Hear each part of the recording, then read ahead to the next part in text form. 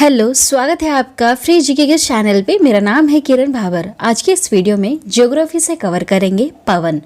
पवन topic बहुत ही छोटा सा और सिंपल सा टॉपिक है, लेकिन यहाँ से बहुत बार एग्जाम में क्वेश्चंस पूछे जा चुके हैं।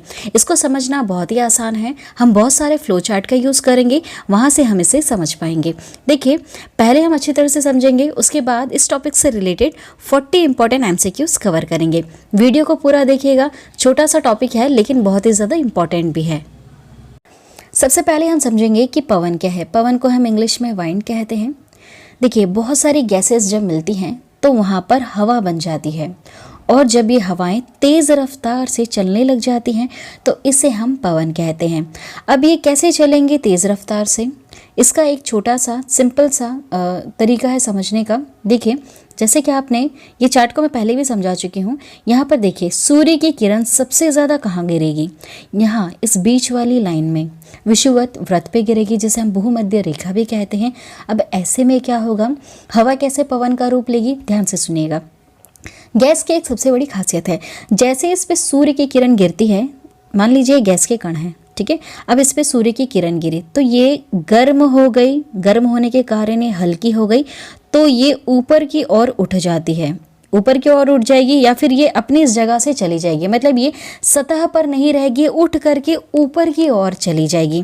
तो ऐसे में जो ये एरिया है यहाँ पर, जहाँ सबसे ज़्यादा सूर्य की किरण गिर रही है, तो यहाँ पर गैसेस होंगी ही नहीं, काफ़ी कम होगी, क्योंकि यहाँ की जो गैसेस हैं वो गर्म होकर हल्की होकर उठ के ऊपर जा चुकी हैं। कहाँ? वायुमंडल की तरफ ये ऊपर की ओर जा रही है। तो ऐसे में ध्यान से सुनिएगा। अब ऐसे में क्या होगा, यहाँ का जो एरिया है, अगर यहाँ पर दाब की बात करें तो उच्च दाब यहाँ पर होगा, और ये वाला जो बीच का एरिया है यहाँ पर निम्न दाब होगा। ठीक है, आपको समझ में आया? निम्न दाब क्यों है? निम्न दाब मतलब कि कम प्रेशर यहाँ पर क्यों है? क्योंकि सूर्य की किरण यहाँ पर सबसे ज़्यादा गिरती है, और इस वजह से गैस की एक खासियत है कि सूर्य की किरण जैसे ही गिरेगी इस पर, ये गर्म हो जाएगी, गर्म होके हल्की होके ऊपर उठ जाएगी और ये वायुमंडल में पहुँच जाएगी। ठीक है, तो ऐसे में क्या होगा, ये जो उच्च दाब वाली जो एरिया में जो हवाएं हैं, ये उच्च दाब क्षेत्र से होती हुई ये कहाँ जाएंगी? निम्न दाब की तरफ आएंगी। ठीक है, क्योंकि यहाँ पर जगह खाली हो गई है। अब यहाँ पर खाली हो गई तो यहाँ निम्न दाब की तरफ ये बढ़ने लग जाएंगी। ऐसे में जब ये उच्च दाब क्षेत्र से निम्न दाब क्षेत्र की ओर बहती है, इसी को हम पवन कहते हैं। ठीक है, ये बस आपको चीज़ समझना होगा कि गैस की एक खासियत है, जैसे ही सूर्य की किरण गिरेगी इस पर, तो ये उठ करके अपनी जगह छोड़कर यहाँ से चली जाएगी। तो ये वाला एरिया खाली हो गया, इसलिए यहाँ पर प्रेशर कम है, इसलिए इसको हम निम्न दाब कहेंगे। और इसी का फ़ायदा उठाती है यहाँ की उच्च दाब क्षेत्र वाली हवाएं, जो यहाँ से बह के इधर आती हैं, और यही हवाएं पवन का रूप ले लेती हैं। ठीक है, ये चीज़ आपको समझ में आई। अब देखिए, ये दो डायरेक्शन में बहेंगी, या तो ये हॉरिजॉन्टल या तो ये वर्टिकल डायरेक्शन में। हॉरिजॉन्टल बहती है तो इसको हम पवन का नाम देते हैं। जब ये वर्टिकल का एक नाम है ऊर्ध्वाधर दिशा। ठीक है, अगर ये इस डायरेक्शन में घूमती है तो इसको वायुधारा का नाम दिया जाता है। ओके, चलिए अब आगे समझते हैं कि जब ये पवन चलती हैं तो ये अपनी दिशा में परिवर्तन करती हुई चलती है। ठीक है, जाहिर सी बात है, हमारी पृथ्वी घूम रही है, पृथ्वी घूमती है, तो यहाँ पर जो पवनें चल रही हैं इनकी दिशा में भी कुछ ना कुछ परिवर्तन आएगा। तो एक सबसे इम्पॉर्टेंट लॉ है, इसको सुनिएगा, इसे बोलते हैं कोरियोलिस प्रभाव, है ना। इसमें क्या खासियत है कि पृथ्वी के घूर्णन के कारण पवनें अपनी मूल दिशा में विक्षेपित हो जाती हैं। जिस डायरेक्शन में चलती हैं उस डायरेक्शन में ना चलती हुई अपना डायरेक्शन बदल लेती है। क्यों बदल लेती है? क्योंकि हमारी पृथ्वी घूम रही है अपने आप में, है ना। इसे कोरियोलिस बल कहते हैं। कोरियोलिस बल इसी को कहते हैं। इसका नाम फ्रांसीसी वैज्ञानिक के नाम पर पड़ा हुआ है, जिसने सबसे पहले इस बल के प्रभाव का वर्णन सन 1844 ईस्वी में किया था। इस बल के प्रभावाधीन उत्तरी गोलार्ध में पवनें दाहिनी की ओर, यहाँ पर एक चीज़ याद रखना है आपको, उत्तरी गोलार्ध में, ये देखिए उत्तर गोलार्ध कौन सा है? ऊपर वाला, और दक्षिण गोलार्ध है नीचे वाला ना। ये चीज़ें मैं वैसे पहले समझा चुकी हूँ। अक्षांश और देशांतर जब मैंने पढ़ाया था तो वहाँ पर अच्छी तरह से समझा दी थी ये सारी चीज़ें कि अक्षांश किसे कहते हैं, देशांतर रेखाएं क्या हैं, तो वहाँ से आपको समझ में आ जाएगा। कि उत्तरी गोलार्ध हम इस ऊपर वाले हिस्से को और दक्षिणी गोलार्ध हम इस वाले नीचे हिस्से को कहते हैं। तो यहाँ पर देखिए, अब जो पवनें होती हैं ये उत्तरी गोलार्ध में पवनें दाहिनी ओर तथा दक्षिणी गोलार्ध में अपनी बाईं ओर ये मुड़ जाती हैं। ठीक है, ये आपको याद रखना है, बहुत ही ज़्यादा इंपॉर्टेंट है ये चीज़। अब देखिए, पवन 3 प्रकार के होते हैं, एक है प्रचलित पवन, दूसरा मौसमी पवन और तीसरा स्थानीय पवन। सारी पवन को हम समझेंगे डिटेल में क्योंकि क्वेश्चन यहीं से ही ज़्यादा पूछे जाते हैं। तो चलिए स्टार्ट करते हैं, एक एक करके इसके टाइप्स को समझते हैं। ठीक है, पवन कितने प्रकार के हैं? 3 प्रकार के हैं, एक है प्रचलित, दूसरा मौसमी, तीसरा स्थानीय पवन।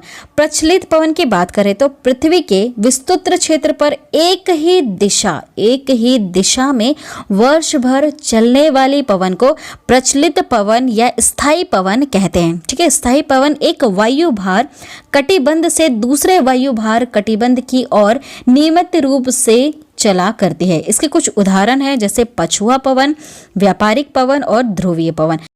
अब पछुआ पवन के बारे में समझते हैं, यहाँ से बहुत बार क्वेश्चन पूछे जाते हैं। देखिए, दोनों गोलार्ध की बातें हो रही हैं, ये दोनों गोलार्ध, ये ऊपर नॉर्थ, नीचे साउथ, उत्तर दक्षिण। दोनों गोलार्ध में उपोष्ण उच्च वायुदाब कटिबंध से उपद्रवीय निम्न वायुदाब कटिबंध की ओर चलने वाली स्थायी हवा को इनकी पश्चिमी दिशा के कारण पछुआ पवन कहा जाता है। ठीक है, ये इस एरिया की बात हो रही है, 40 डिग्री से लेकर 60 डिग्री ये वाला जो एरिया है दोनों तरफ, यहाँ पर जब पश्चिम से पूर्व की ओर उच्च दाब से निम्न दाब की ओर जब ये हवाएं बहती हैं तो इनको हम पछुआ पवन कहते हैं।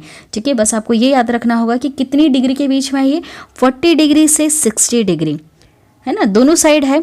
यहाँ पर ये उत्तर की बात भी कर रहा है, दक्षिण की भी बात कर रही है, लेकिन ये सबसे ज़्यादा प्रभावी कहाँ होती है? ये दक्षिणी साइड होती है, और जो ये नाम दे के रखे हैं ये भी दक्षिणी साइड पर ही इनके नाम दिए हुए हैं।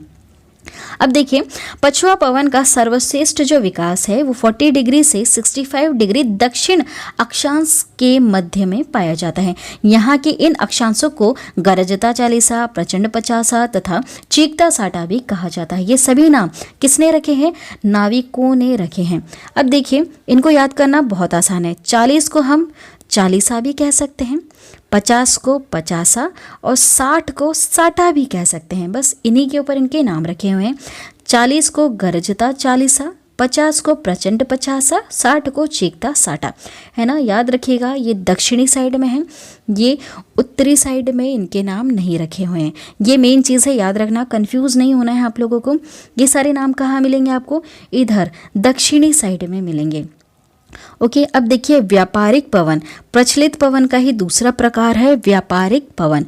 ये कहाँ पर है? ये 30 डिग्री की बात हो रही है ना। अब देखिए 30 डिग्री कहाँ आता है? ये बीच वाले को तो हम 0 डिग्री कहते हैं। अब 30 डिग्री कहाँ होगा? यहाँ, है ना, यहाँ की बात हो रही है। अब इतने एरिया की बात होती है व्यापारिक पवन, इसको हम कहते हैं। नॉर्थ साउथ दोनों साइड ले रखी है ना।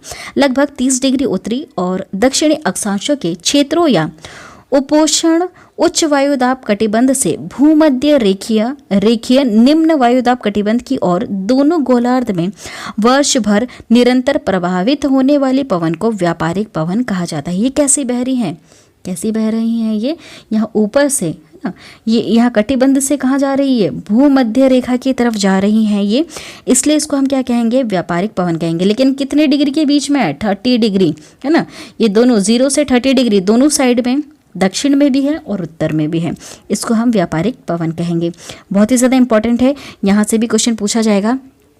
ध्रुवीय पवन, ध्रुव मतलब आप समझ गए होंगे, ध्रुव किसे कहते हैं? इस पॉइंट को कहते हैं ना, उत्तर और दक्षिण ध्रुव। अब यहाँ पर देखिए, इसमें क्या है कि जैसे कि मैंने आपको स्टार्टिंग में ही बता दिया था, यहाँ पर उच्च दाब है। क्या है? यहाँ पर उच्च दाब है। सबसे ज़्यादा उच्च दाब यहीं पे होगा, ठंडे वाली जगह पर, क्योंकि वहाँ की जो गैसेस है, वहाँ पर सूर्य की किरण नहीं गिर रही हैं, तो वहाँ पर गैसेस कैसी हैं? भारी है, और वहाँ पर सतह पर उन्होंने ज़्यादा एरिया घेर के रखा है। भारी है तो वहाँ पर प्रेशर भी ज़्यादा है, इसलिए उसको उच्च दाब कहा जाएगा। तो यहाँ से उच्च दाब से ये निम्न दाब की और यहाँ की जो हवाएं हैं वो भाग रही हैं, पवन का रूप ले रही हैं।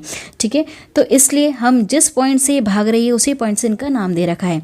अगर ये उत्तरी ध्रुव से भागेंगे तो उसको उत्तरी ध्रुव कहेंगे, और अगर ये दक्षिणी ध्रुव से भागेंगे तो उसको दक्षिणी ध्रुव पवन कहेंगे। ठीक है, सिंपल सा था ये चार्ट। चलिए समझते हैं अब दूसरा प्रकार समझते हैं पवन का मौसमी पवन। पहला प्रकार कौन सा है? प्रचलित पवन है, दूसरा है मौसमी पवन, तीसरा प्रकार है स्थानीय पवन। प्रचलित पवन के 3 उदाहरण हमने पढ़े, पछुआ पवन, व्यापारिक पवन और ध्रुवीय पवन। अब हम मौसमी पवन की बात करते हैं। मौसम या समय के परिवर्तन के साथ जिन पवनों की दिशा बदल जाती है उन्हें मौसमी पवन कहा जाता है। इसके भी 3 हैं उदाहरण, जैसे मानसूनी पवन, स्थल समीर, समुद्री समीर, है ना। हमें क्या समझना है? स्थल समीर और समुद्री समीर। मानसूनी का अर्थ तो समझ रहे हैं आप, जो मौसम के साथ आती जाती हैं पवनें, उसे हम मानसूनी पवन कहेंगे। अब क्या होता है, दिन और रात में, है ना, दिन के समय में क्या होगा, जो स्थल वाला जो एरिया है जहाँ पर पेड़ पौधे उगे हुए हैं, ये वाला एरिया गर्म हो जाता है। अगर गर्म हो जाएगा ये दिन के दौरान में, तो ऐसे में स्थल की हवाएं ऊपर उठ जाएंगी, एरिया खाली हो जाएगा। तो जो समुद्र की जो हवाएं हैं वो कहाँ जाएंगी? स्थल की तरफ। मतलब कि समुद्र से स्थल की तरफ जो हवाएं चलेंगी उसे हम समुद्री समीर या समुद्री समीर पवन के नाम से जानेंगे, है ना। अब यहाँ पर रात की बात करते हैं। रात में क्या होता है, जितना ये दिन में गर्म रहता है उससे ही ज़्यादा ये रात में ठंडा भी हो जाता है बहुत जल्दी। समुद्र वाला जो एरिया है ये इतनी जल्दी ठंडा नहीं होता है। तो ठंडा कौन सा एरिया रहेगा? ज़मीन ठंडी रहेगी, समुद्र गर्म रहेगा। तो अब क्या होगा, समुद्र की जो ऊपर की हवाएं हैं ये गर्म होकर हल्की होकर उठ जाएंगी, यहाँ से चली जाएंगी। तो ये वाली जो हवाएं हैं ये यहाँ पर आना शुरू हो जाएंगी। तो कहाँ? स्थल से समुद्र की तरफ जाएंगी। तो इसे हम क्या कहेंगे? स्थल समीर कहेंगे। ठीक है, आप लोगों के समझ में आ रहा है? बस यही चीज़ है जो मैंने पहले ही समझा दी है कि गर्म अगर हो जाएगी हवाएं तो वो उठकर यहाँ से चली जाएंगी। तीसरा है स्थानीय पवन। पहला प्रकार हमने समझा प्रचलित पवन, दूसरा मौसमी पवन और तीसरा स्थानीय पवन। जो पहला प्रचलित पवन है इसके 3 प्रकार हमने देखे, 3 उदाहरण देखे हैं, पछुआ पवन, व्यापारिक पवन और ध्रुवीय पवन। और मौसमी पवन के भी हमने 3 उदाहरण देखे, मानसूनी पवन, स्थल समीर, समुद्री समीर। अब बात करते हैं स्थानीय पवन के बारे में। मैं रिवीजन भी साथ में करवा रही हूँ ताकि आप लोगों को याद हो जाए। सबसे पहले बात करते हैं चिनूक के बारे में।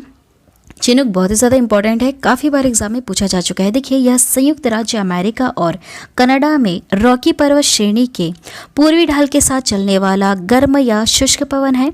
यह पवन रॉकी पर्वत के पूर्व के पशुपालकों के लिए बड़ा ही लाभदायक है, क्योंकि शीतकाल की अधिकांश अवधि में यह बर्फ को पिघलाकर चारगाहों को बर्फ से मुक्त रखता है। अब बात करते हैं फॉन के बारे में।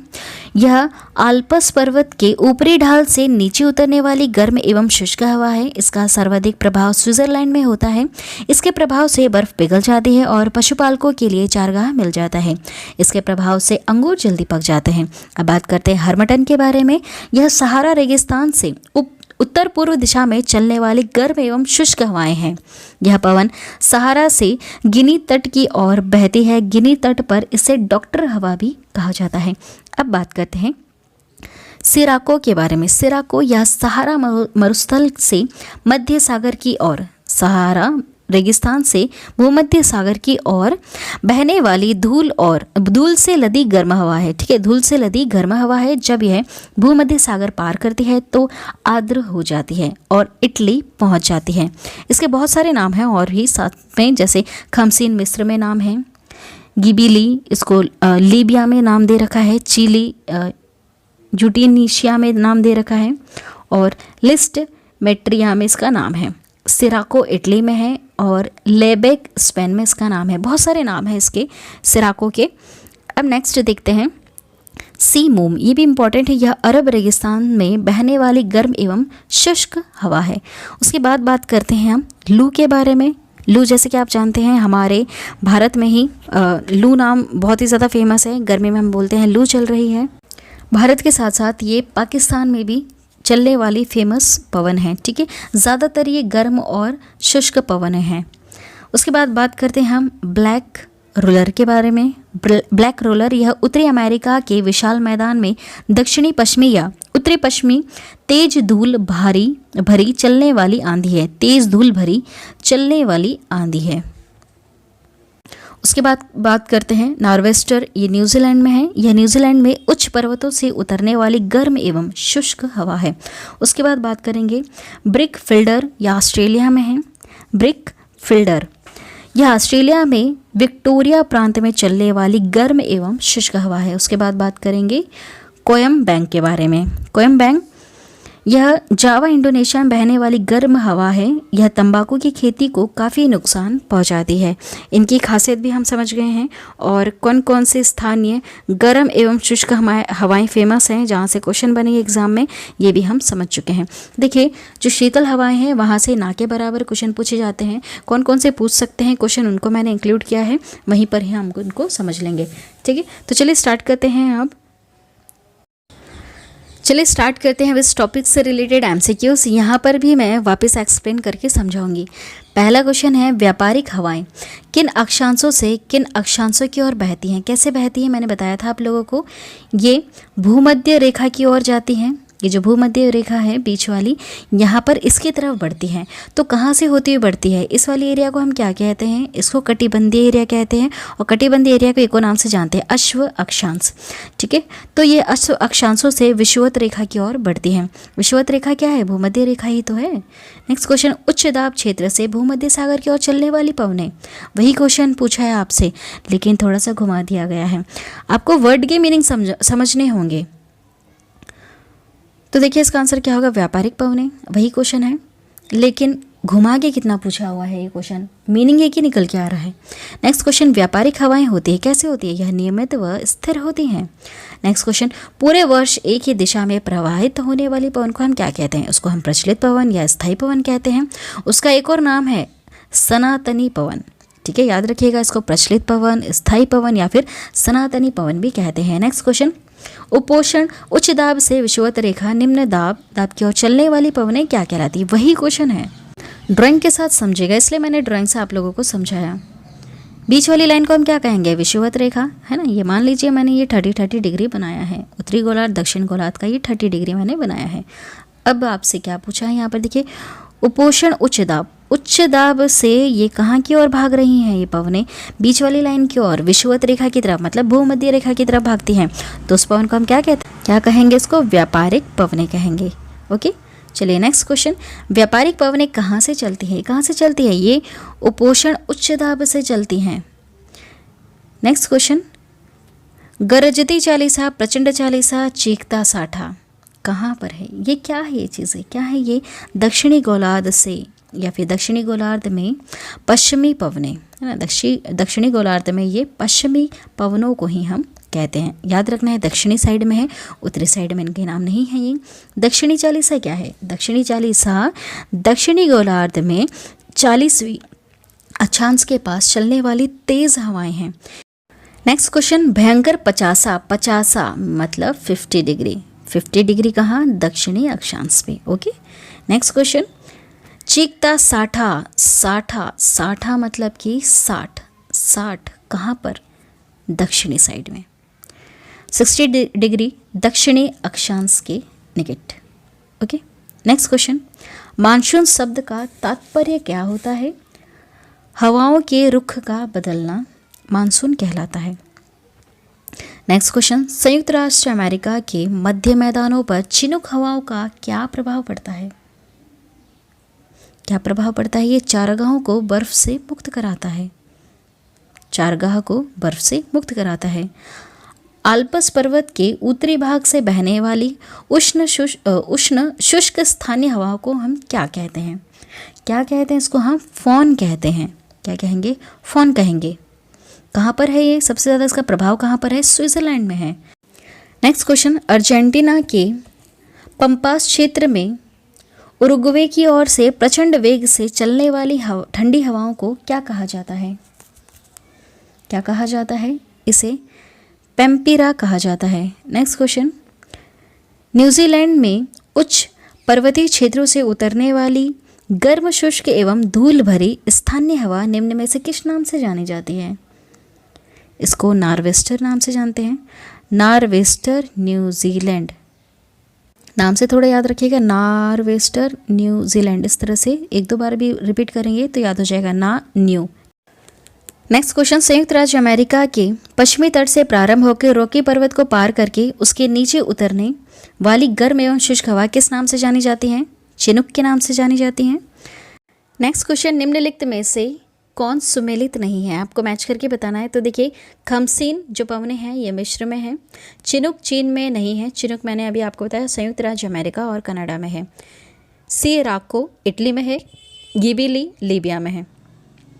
नेक्स्ट क्वेश्चन, यूरोप में जूरा पर्वत से जेनेवा झील की तरफ रात्रि में चलने वाले शीतल एवं शुष्क पवन को किस नाम से जाना जाता है? इसको याद रखिएगा, इसको जोरान के नाम से जाना जाता है। नेक्स्ट क्वेश्चन, रॉकी पर्वत के पूर्वी ढालों पर उतरने वाली हवा को संयुक्त राज्य अमेरिका और कनाडा में क्या कहा जाता है? चिनुक नाम से जाना जाता है ना, याद रखिएगा, इंपॉर्टेंट है, चिनुक बहुत बार पूछा गया है। निम्न में से कौन ठंडी स्थानीय हवा नहीं है? खमसीन ठंडी स्थानीय हवा नहीं है, ठंडी हवा खमसीन को नहीं कहती। एक्चुअली खमसीन सिराको का ही दूसरा नाम है जिसे मिस्र में खमसीन नाम से जाना जाता है। चलिए नेक्स्ट क्वेश्चन की तरफ बढ़ते हैं। निम्न में से कौन ठंडी स्थानीय हवा है? ठंडी स्थानीय हवा देखिए मिस्ट्रल भी है, बोरा भी है और पेम्पिरा, ये सारी ठंडी स्थानीय हवा है। तो आंसर होगा ऑप्शन डी वाला, उपयुक्त सभी। नेक्स्ट क्वेश्चन, निम्नलिखित में से कौन सी वायु स्विट्जरलैंड में उत्तरी आल्प्स के विमुख ढाल पर बहती है? आई होप इसका आंसर आप लोग जानते होंगे अब तो, फोन, ठीक है, 2-3 बार रिपीट करके बता दिया। नेक्स्ट क्वेश्चन, चिनुक है एक हवा, किस तरह की हवा है ये? स्थानीय हवा है। कैसी हवा है? स्थानीय हवा है, और ये भी याद रखना है आप लोगों को, ये गर्म हवा है। नेक्स्ट, निम्नलिखित में से कौन सा युग्म सुमेलित नहीं करता है? तो देखिए जो फोन है ये आल्पस जो पर्वत है यहाँ से उतरती हैं, जी हाँ। बोरा पोलैंड में है, नहीं ये गलत है। मिस्ट्रल राइन घाटी से है, हाँ। खमसीन मिस्र में है, हाँ ठीक है। तो कौन से पवने कहाँ पर है ये हमने देख ली। कौन सा आंसर गलत है यहाँ पे? बोरा पोलैंड में नहीं है। देखिए बोरा के बारे में जानते हैं, जो बोरा है ये एड्रियाटिक तट, यहाँ से ये हवाएं मिलती हैं, ठीक है, और ये एक तरह की शीतल हवाएं हैं, वहाँ से चलती हैं। नेक्स्ट क्वेश्चन, सुमेलित कीजिए स्थानीय हवाओं को, ये किस देश से है? चिनुक का तो आंसर आप जानते होंगे, संयुक्त राज्य अमेरिका। सिराको कौन से देश से है? इटली देश में है। ब्रिक फिल्डर सबसे अच्छी फील्डिंग कौन करता है? ऑस्ट्रेलिया। मिस्ट्रल फ्रांस की है, ठीक है। तो हमने देख लिया कहाँ की हवाएं कहाँ से हैं, तो इसका देखेंगे आप आंसर, तो ए वाला बिल्कुल सही होगा, 1 4 2 3। चलिए नेक्स्ट क्वेश्चन की तरफ बढ़ते हैं। निम्नलिखित में से कौन सी स्थानीय पवन इटली में रक्त की वर्षा लाती है? रक्त की वर्षा, सिराको रक्त की वर्षा लाती है कहते हैं। नेक्स्ट क्वेश्चन, निम्नलिखित में से कौन सी स्थानीय पवन हिमभक्षी के नाम से जानी जाती है? हिमभक्षी के नाम से चिनुक को भी कहते हैं। नेक्स्ट क्वेश्चन, निम्नलिखित में से कौन सी स्थानीय पवन को डॉक्टर वायु भी कहा जाता है? बताया मैंने आप लोगों को, ये हरमटन को कहते हैं। नेक्स्ट क्वेश्चन, निम्नलिखित में से कौन से स्थानीय पवन अफ्रीका में गिनी तट के लोगों को आर्द्र मौसम से राहत प्रदान करती है? हरमटन, इसलिए इसको डॉक्टर का नाम भी दिया गया है। नेक्स्ट क्वेश्चन, निम्नलिखित में से कौन सी गर्म स्थानीय पवन कैलिफोर्निया में फल के बगीचों को काफ़ी नुकसान पहुंचाती है? वो है सांताना। नेक्स्ट क्वेश्चन, निम्नलिखित में से कौन से स्थानीय पवन मध्य यूरोप के पर्वतीय क्षेत्र से युगोस्लाविया के एड्रियाटिक तट की ओर प्रभावित होती है? वो है बोरा। नेक्स्ट क्वेश्चन, पछुआ हवाएं वे हवाएं हैं जो बहती हैं, कैसी बहती हैं ये? भूमध्य रेखा की 30 से 60 डिग्री उत्तर दक्षिण अक्षांश रेखाओं के मध्य में बहती है ना। वैसे अगर प्रॉपर तरीके से देखा जाए तो ये 40 डिग्री से 65 डिग्री है ना, इस तरह से भी अगर लिखा रहता तो बिल्कुल सही लिखा रहता। कहीं कहीं पर आपको ये भी लिखा हुआ दिखेगा। नेक्स्ट क्वेश्चन, समुद्री समीर बहती है। समुद्री समीर ये दिन के समय में बहती है। समुद्री समीर, समुद्री से मतलब कि जो समुद्र से स्थल की तरफ जा रही है। तो अब समुद्र से स्थल की तरफ ये कब जाएगी? दिन के समय जाएगी, क्योंकि दिन के समय यहाँ की हवाएं तो ऊपर उठ जाएंगी, तो यहाँ जो समुद्र की हवाएं हैं वो कहाँ पर आएंगी? यहाँ पर स्थल की तरफ आएंगी। तो समुद्र से स्थल की तरफ जाएगी तो इसको समुद्री समीर कहेंगे, और ऐसा ये सिर्फ और सिर्फ दिन के समय में हो सकता है। ठीक है, चलिए नेक्स्ट क्वेश्चन की तरफ बढ़ते हैं। निम्नलिखित में से कौन सा एक स्थानीय पवन है जो साइबेरिया से बाहर की ओर प्रभावित होती है? Next question match the following है, आपको मैच करके बताना है कौन सी हवाएं किस देश में या फिर एरिया में बहती हैं। विली विली जो है ये एक तरह की शीतल हवाएं हैं और ये संयुक्त राज्य अमेरिका में बहती है। हरिकेन की बात करें तो ये ऑस्ट्रेलिया में बहती हैं। उसके बाद टाइफून की बात करें तो चीन की है और बागियो ये फिलीपींस की है। टाइफून चीन की है, ये तो आप लोगों को याद ही होगा। अगर आप मैच करेंगे तो आपका आंसर होगा ऑप्शन बी वाला। चलिए नेक्स्ट क्वेश्चन की तरफ बढ़ते हैं। सहारा रेगिस्तान में शुष्क पवन हरमटन उड़ती है, पूर्व से पश्चिम की ओर ये उड़ती है। कैसे उड़ती है? पूर्व से पश्चिम की ओर। नेक्स्ट क्वेश्चन, निम्नलिखित में से कौन सी पवनें गर्म धूल से लदी होती हैं तथा सहारा मरुस्थल से भूमध्य सागर क्षेत्र की ओर बहती हैं? यह है सिरोको, कहीं इसका नाम सिराको भी लिखा हुआ है। नेक्स्ट क्वेश्चन, डोलड्रम क्या है? डोलड्रम उष्णकटिबंधीय पवन पट्टी है। नेक्स्ट क्वेश्चन, सिरोको एक नाम किस अर्थ के लिए प्रयुक्त होता है? यह एक स्थानीय पवन के लिए होता है। नेक्स्ट क्वेश्चन, दक्षिण पूर्वी व्यापारिक हवाएं बारिश के मौसम में भारतीय उपमहाद्वीप से किसके कारण आकर्षित होती है? किसके कारण होती है? तो ये उत्तर पश्चिम भारत में कम वायुदाब के होने से होती है। नेक्स्ट क्वेश्चन, निम्नलिखित में से कौन सा एक दक्षिणी गोलार्ध में पवन का अपनी बाईं ओर विक्षेपित होने का कारण है? ये मैंने शुरू में ही बताया था, ये पृथ्वी के घूर्णन के कारण होता है। ठीक है, आज की वीडियो में इतना ही। क्वेश्चन पूछा जा चुका है 2016 में पहले भी। आई होप आपको थोड़ा बहुत ये चैप्टर समझ में आया होगा। आप एक दो बार इस वीडियो को देखेंगे और उसके बाद आप MCQs कवर करेंगे तो सारी चीज़ें आप लोगों को आराम से समझ में आ जाएंगी। आई होप वीडियो पसंद आई होगी। वीडियो पसंद आती है वीडियो को लाइक कर दें, शेयर कर दें और मेरे चैनल को ज़रूर सब्सक्राइब कर दें। Thank you.